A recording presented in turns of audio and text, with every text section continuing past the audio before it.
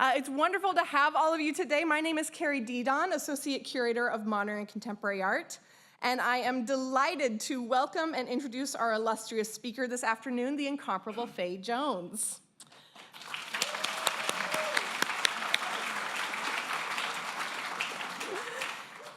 What a friendly audience. You guys are ready to go. I love it.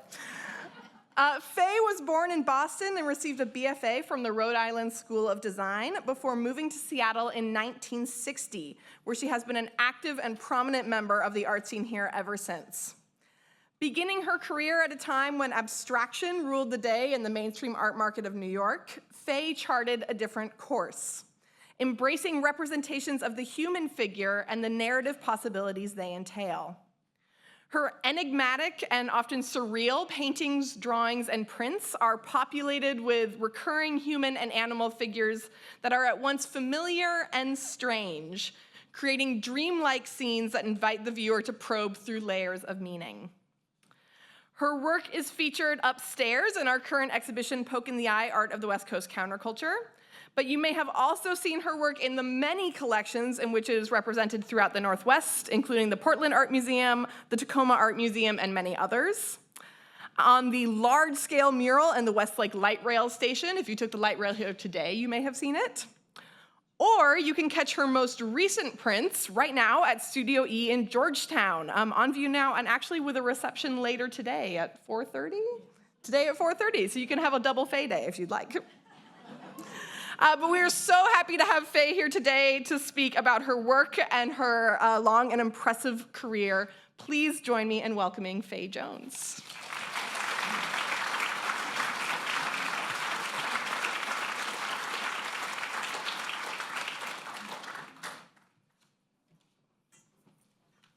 Thank you. Oh my God. As she said, we came to Seattle in 1960, and I had graduated from Rhode Island School of Design in 1957. And by 1960, I came with 2 children in 1960, and by 1970, I had 4 children, and I had what I like to think of sorted through my art education, which I think is a very important part of what you do. I always said I believed everything I was taught, but that none of it applied to me.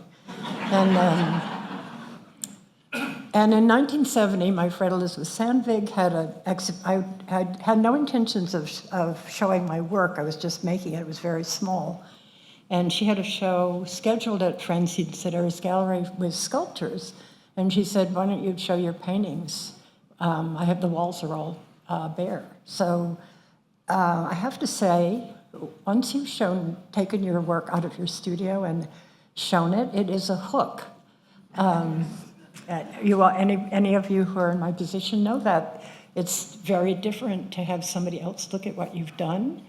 And I've been very lucky to have my work has sold well, but it's more important to me that people I've never met have seen my work and responded to it. So that part of it, it's not what keeps you going, but I find that part of it interesting. So let's see. I think we can. I'm not going to talk about the 2 paintings that are upstairs are from 1984, and they're in this collection courtesy of Bruce Gunther, who was the contemporary curator at the time. And that's 40 years ago. And really, I'm going to start talking about things from the 1990s, which in some ways, because there are recurring images that really go back to 1990. So I can have a slide, or see, how do I do this? Oh, do I have to push a button? You're getting him queued up. Oh. There you go. Okay. So this is called Poet's Limbo, and oh, good, the titles are on there. This is from 1990, and just because there's a sort of historical aspect of the show upstairs. This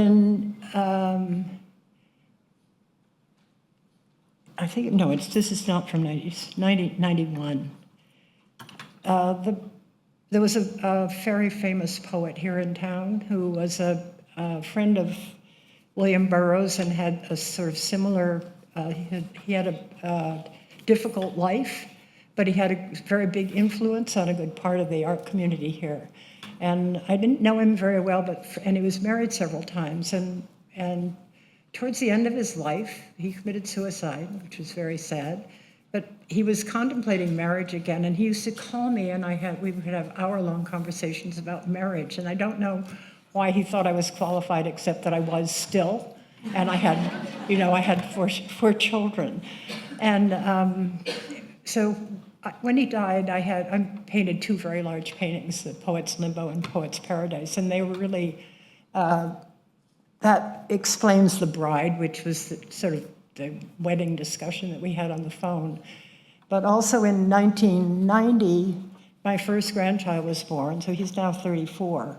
And I had four children, and I never painted babies. And then I had a grandchild, and I was extremely concerned about his future. I was quite angry when he was born. I thought, I'm not going to live long enough to protect him. This is something sort of goes with motherhood, I think. And so I started painting what in my family we all call the Buddha babies. So this is, to explain, this is sort of at the beginning of the babies in my painting, and I continue with those. And then the sleeping figure is basically the poet, Jesse. Okay, so I have to know what to hit. Got you. The green button there. Oh, okay. Advance, and if you want to go. The volume a bit, please. Can we get the volume up on the microphones, please? That should advance. There you go. And if you want to go back, you can press the red button. Okay. Thank you. Sorry about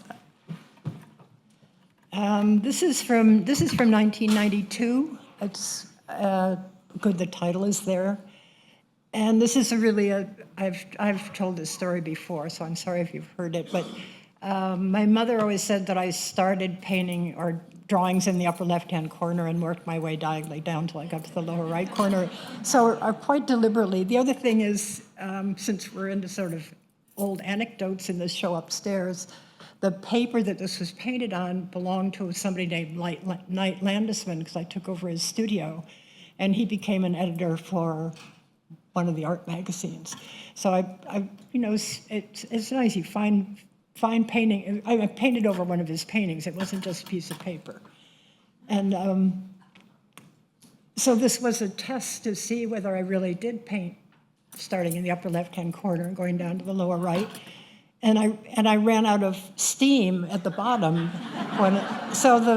And this is one of the extraordinary things about being an artist. You can plan up to a point, and then I just filled the bottom with those ghosts, and they were very familiar figures from other paintings of mine. The skeleton, and that's a version of the Buddha baby with the little wings and the hat, and the sailor, the bent white figure is the sailor. So a lot of these images recur in my work too. So in 1984, Irene Mahler put me together with a woman named Marcia Barthelme, who had just opened Beta Press here in town. And I had not made prints since art school, and my art school prints were not good. I didn't have the patience, and mostly I didn't have the patience. And so that was the beginning of a 30-year, the exhibit at Studio E is a 30-year celebration of our working together, which is just an extraordinary thing for me, that you have to be connected so that the artist is free to do what he or she does, and the printmaker can do it. So this is a much more recent print from 1919, I think, called Dusk. And the images across the whole image here is the swallows were in all the work at that time. The trees in here are actually the trees that I still look out. I look at them out my bedroom window every morning, and since my husband died 6 years ago, that is still a very reassuring part of my day, I really just stare at these trees there. And I'm not so inclined to paint them at the moment, but this is a sort of shadow of that, the silhouette that I see in the morning. And then the monkey, the swan, the rat, and the rabbit are figures that it's almost like a dark joke. They're figures that I've used in a lot of my work, so it was sort of giving them credit. This is a painting called Memento Mori, and this is definitely related to my husband's death. But before this was a very finished painting before it was this painting. And Jim Harris, who is my dealer, who's now in Dallas, came to my studio and I said, I don't know, this is finished, but it's just done, it's dead. And he said, well, you've done that many times before, why don't you just paint over it? So I did. So sometimes it's not always good to get advice in your studio, but sometimes it just sort of gives you license to not have to pretend that what you've done is okay.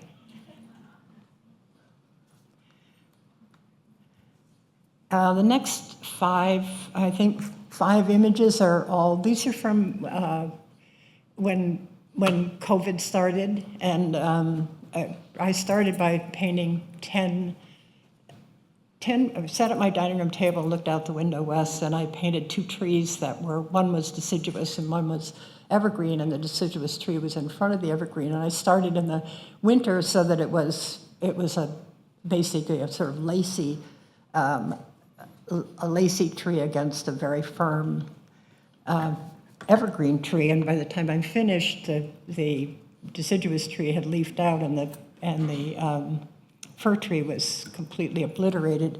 But at the same time, it was so unusual for me to paint from something real like that. And I left my dining room table and went to my studio, but I had the same size paper. So I did 10 figurative paintings that were fast, I would say fast, and filled with old references. I did it deliberately. So that's what these are.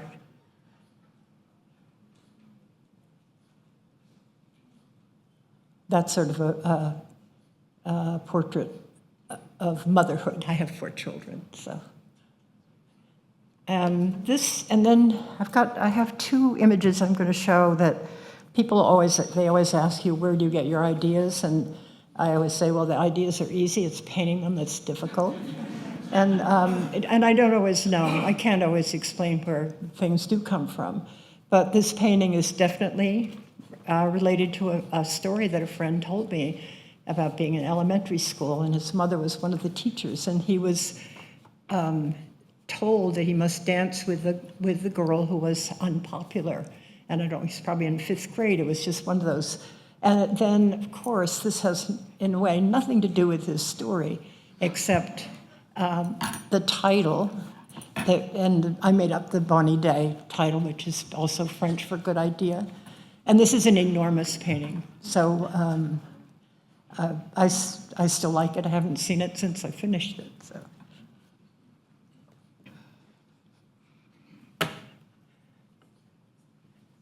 Okay, sisters. I come from a family of strong women, and that's a fairly recent painting called Sisters.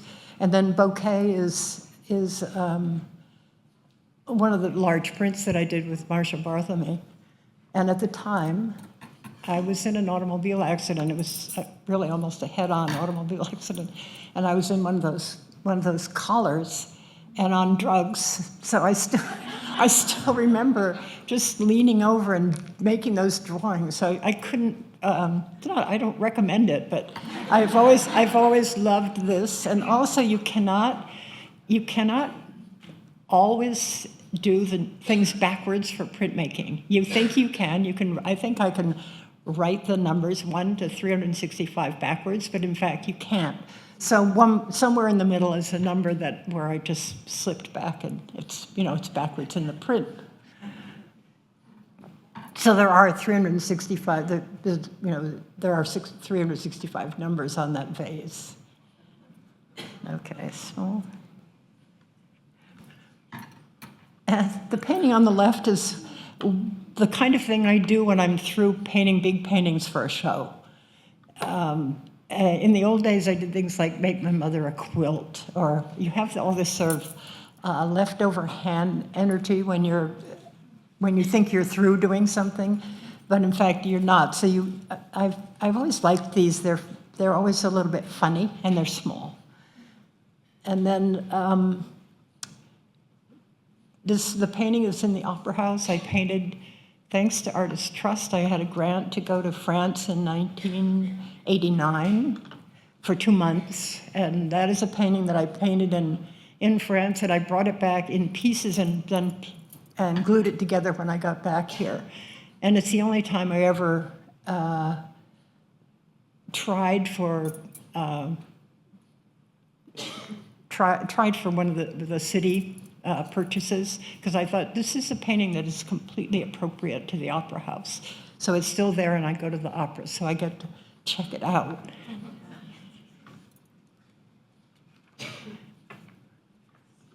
These are very recent. This is called Storytellers on the left. And the one on the right is Territorial Landscape, Dark Clouds. And that is a more or less realistic painting of the trees that I see from my bedroom window. It's so funny because I lie sideways and I look at them, and I always think I'm going to draw them that way, but it's very hard to draw a line down. And when I stand up, they don't look anything the same. And that is a painting that's bare paper in the background, which is extremely unusual for me. Okay, so The Sky Was Falling is, I painted it without deliberately making a portrait of my grandson and his wife and their first child. And when I got through, I realized that's exactly what I had done. So this is the painting, The Sky Was Falling. I started to paint a painting, The Sky Is Falling, and I realized that wasn't accurate. The sky was falling. And that child is now almost 6 years old. And this is a print that's been hand painted, and it just sold in the soil auction. So I hope whoever got it's happy with it.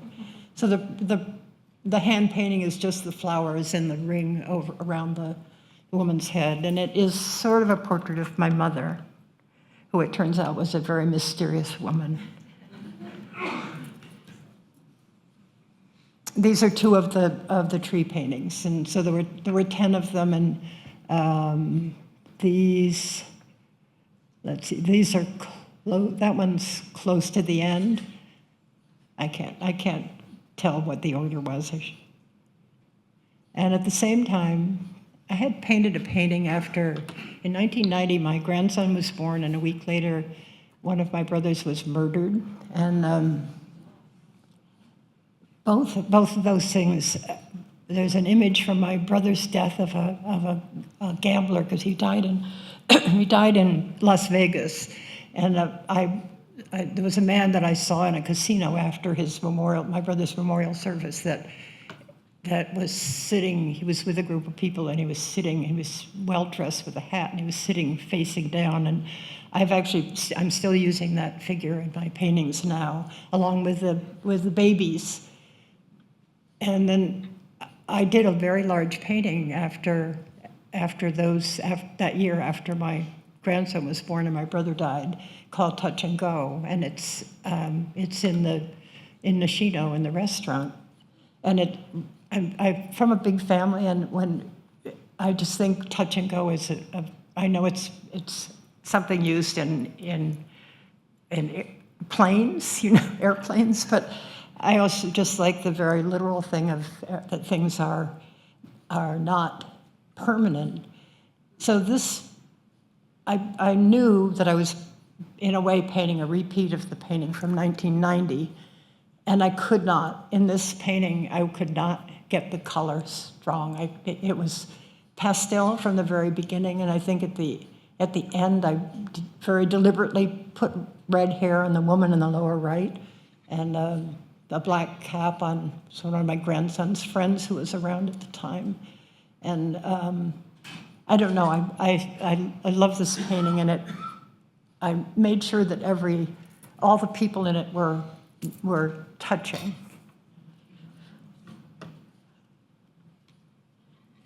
Okay, there's my family with masks. My 34-year-old grandson made us all tie-dyed masks when we got together in 2020. And we got together so carefully at first.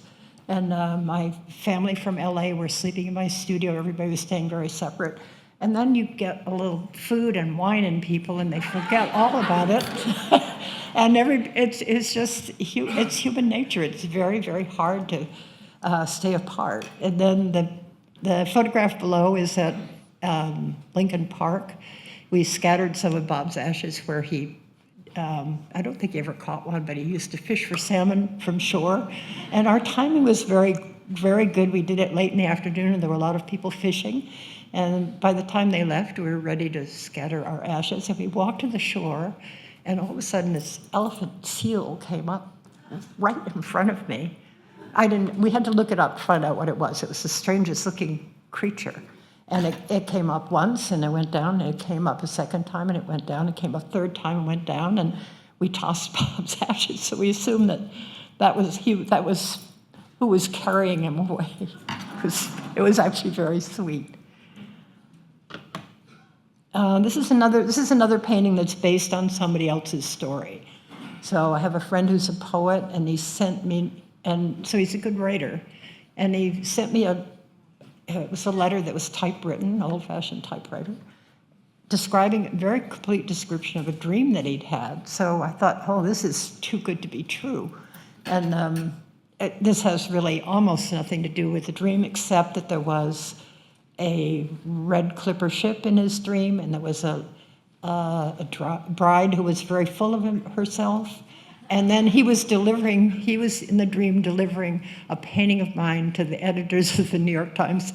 And I didn't know how to get the editors of the New York Times in the painting. So I think they're in the boat. I'm not sure. But I was just grateful. I'm very easily inspired. I always say I can be inspired in the checkout stand at the Safeway. But it's a gift when somebody just tells you a story that is so visual. And this is that's the gambling figure in that print with the alphabet. I also did a whole piece with that same alphabet in strips of 5, I think. I'm not sure, 5 or 6. And I'm morbidly afraid of drowning. So they all have words about water. This one does, I can't, sound, I guess, S-O-U-N-D. And you couldn't use any word for water that had the same letter twice because you were just using one alphabet. But that is I would say that's very typical of what I do when I'm not painting. And this is a small painting. It's from 2012. I can see. Oh, a little pig whisper. I don't think that was must be. Oh, a little painting. It should be little PTG whisper. I like little pig whisper. Okay. And this is another painting that was just has to do with my habits. The great thing about acrylic paint is that you can paint over it and over it and over it, and nobody necessarily knows what went on underneath. This was I had done a painting looking out my bedroom window in a different direction of my neighbor's backyard, very unlike what I usually paint. So it had, it had trees and hoses and stuff in it, and it just sat in my studio for the longest time. And once you decide to paint over something, this painting probably, which has almost nothing left of the one underneath it, probably took me half an hour.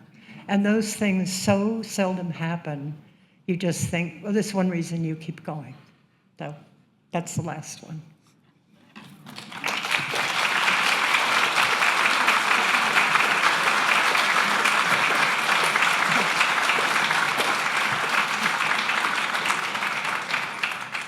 Thank you, Fay. Well, Fay and I will sit down, and my colleague Jessie, I believe, is going to be running a microphone around so we can take some of your questions. Sound good? All right, let's do it.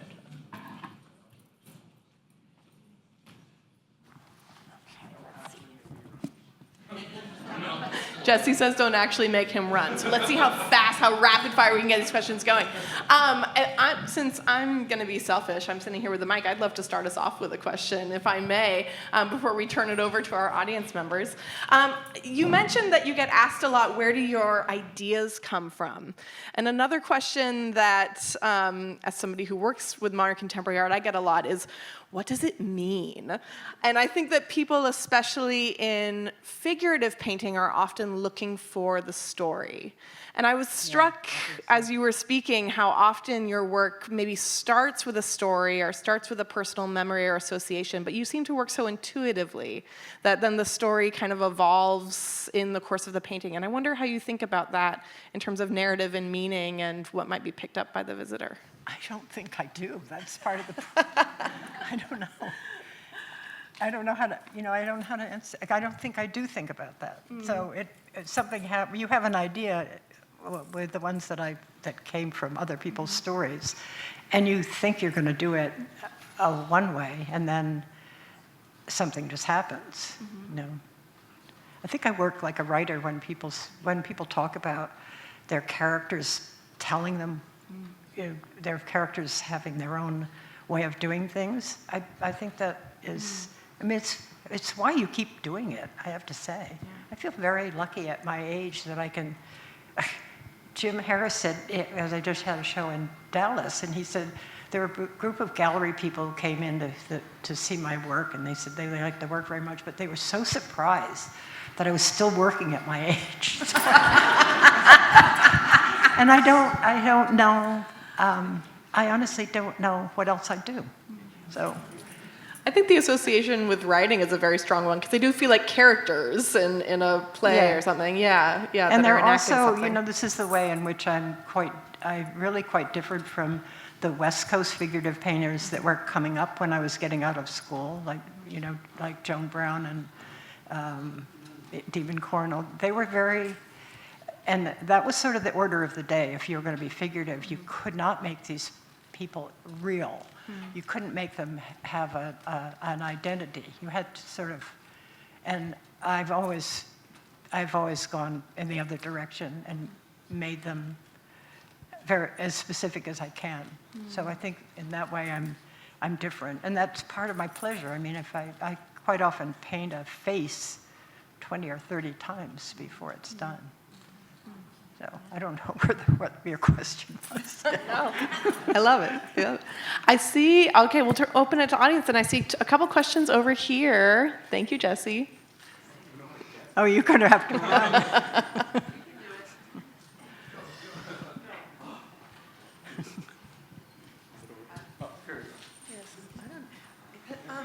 I know I've seen this written, Ms. Jones. Okay, I thought it was loud.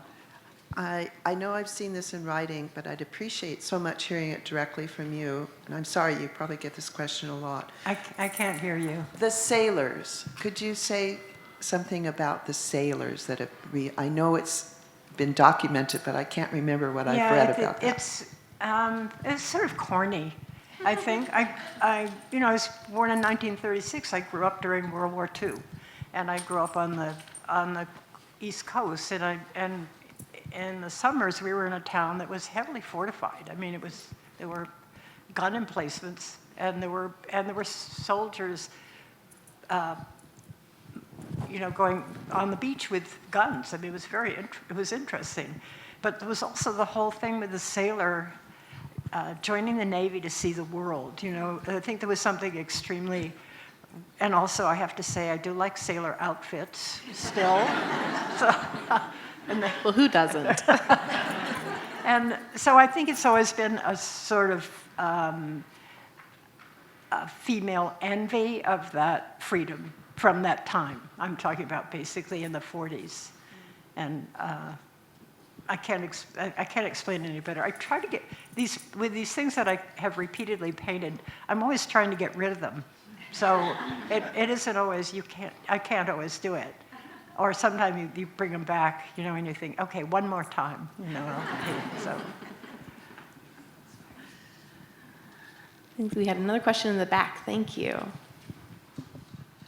For those of us who are gallery guides or in other ways presenting Poke in the Eye to the community, could you say something about the paintings upstairs? Particularly, well, for instance, I told an audience recently that I suspected you were playing with a double sense of naughty when you painted the naughty pine man in the Rustic Pine Entertainment Center. But I'm an art historian. I'm just making things up. What are your... We do like to make things up as art historians. So we do. It's terrible. Well, that's good. Because I was afraid this question would come up. And I remember, because, that was 40 years ago. That is a funny painting. The title, I think, came from an ad. Rustic Pine Entertainment Center. It was something you could... I live now in a 1948 house that has a rec room, rustic pine, I should say. I mean, we painted over it. My granddaughter lives down there, and we don't have Hawaiian parties the way it's very interesting. The real estate agent that sold us our house in 2000 grew up in West Seattle, and she said, "Oh, we went to parties all the time in these these rec rooms, with the heat turned up in the winter to make it Hawaiian theme or something." But the thing about a Rustic Pine Home Entertainment Center, I think, was literally, I just took the name and went with it. You can say whatever you want. Excellent, thank you. The other painting in the gallery upstairs, Milltown Exit, you do have an opportunity to hear Fay's own words about that with the rotary phone that's next to it, which is our education team's brilliant answer to the audio guide for this show. If you pick up that phone in the gallery, you can hear Fay anytime talking about that wonderful painting, too. There's a question right in the front, yes. Microphone's coming to you. Thank you. I explicitly said no button. We're getting Jesse's steps in for him. Thank you. Okay. Yeah. Oh, first I want to say thank you so much. What a feast for the eyes. What a feast for the heart. Here comes my question. Could you talk about depth of field and flatness, or, if that's boring, gravity and floating in your compositions? Thank you. I think I can. I've had cataract surgery, so my eyes have been corrected. And I miss my old eyes, which were, I was extremely nearsighted, and I had extreme astigmatism. I don't think I ever saw depth for some reason. And I almost flunked whatever the drawing class was that required you to learn Renaissance perspective. I don't have it in me. And then I can say, well, you look at a lot of art that I love from Japan and China, and it's a whole different thing. When I try to do it, I don't think I succeed very well. And the gravity, exactly, what did you say about gravity? Just if you could talk about gravity and floating any way you want to. Maybe they're floating.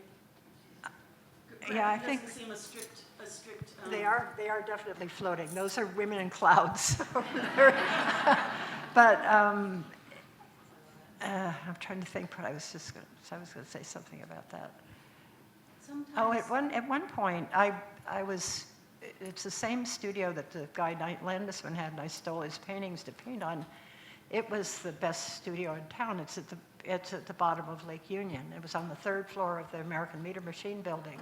So it's right across from where the planes take off, right, I think the building is still there, and I'm not sure, I don't know whether the Marino family still owns it. But it was a studio that got passed on, and I was extremely lucky. My friend Andy Keating was leaving town, and I got to take it over. And I thought, oh, this is perfect. I was on the 3rd floor. The lake was there, and West Lake was here. I never saw the ground. West Lake it was cars, so that was in motion, and the water was here, and planes were taking off. And at the time I was showing in LA, and I remember distinctly noticing that nothing of mine had any gravity.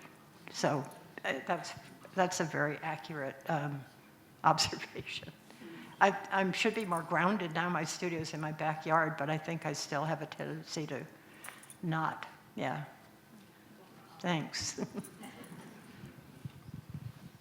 My questions, yes, while we're here. Jesse's having We're gonna more. teamwork this. We're gonna pass it down.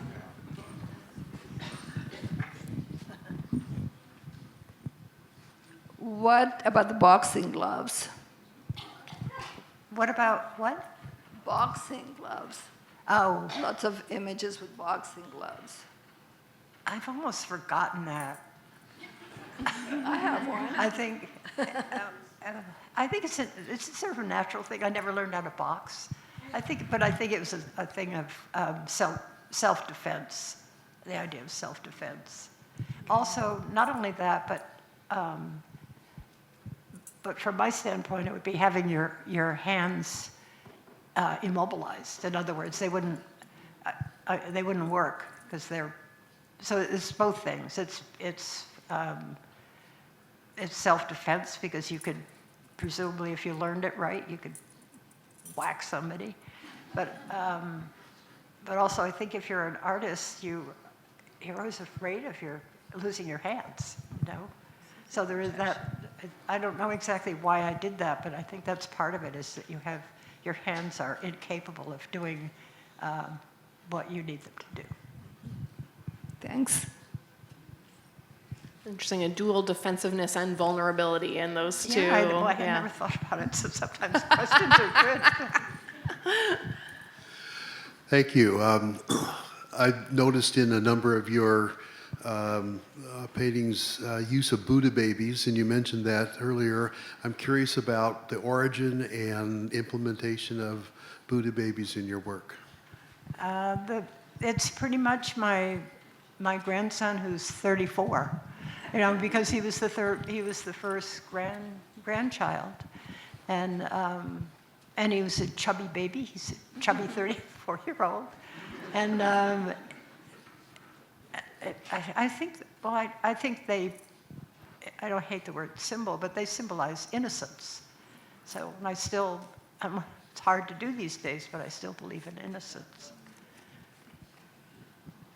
And I also, a friend of mine once said, can you draw that the way they draw Mickey Mouse? And I said, yes, I can. I can do it in my sleep. The one, I've made variations on it, but there is the one with the legs that look a little like a frog. I can make that drawing in my sleep. So I don't do it so much anymore. So, I don't think I answered your question. I'm sorry.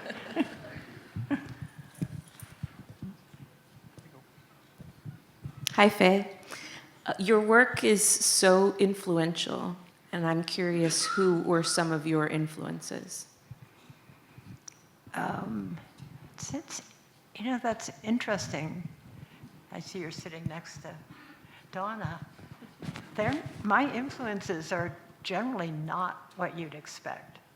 I always say when I say, oh, do you mean is there a piece of art that you would steal?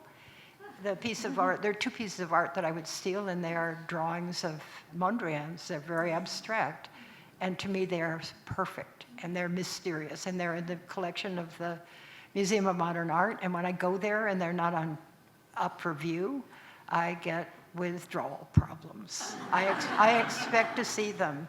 So I think I'm more, at the moment, I know I am. I like to think my paintings are like movie stills, because the figures in my paintings are usually not not very flexible, I guess.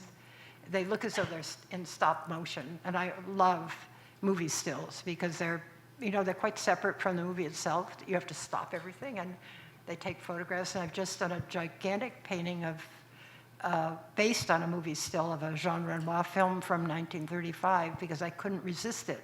And part of it is I read, so that's an influence. Movies are definitely an influence.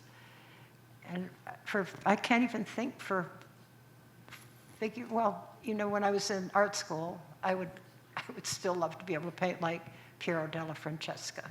So those are still magical paintings when it comes to just human depiction of human beings. You know who those people are. It's quite extraordinary.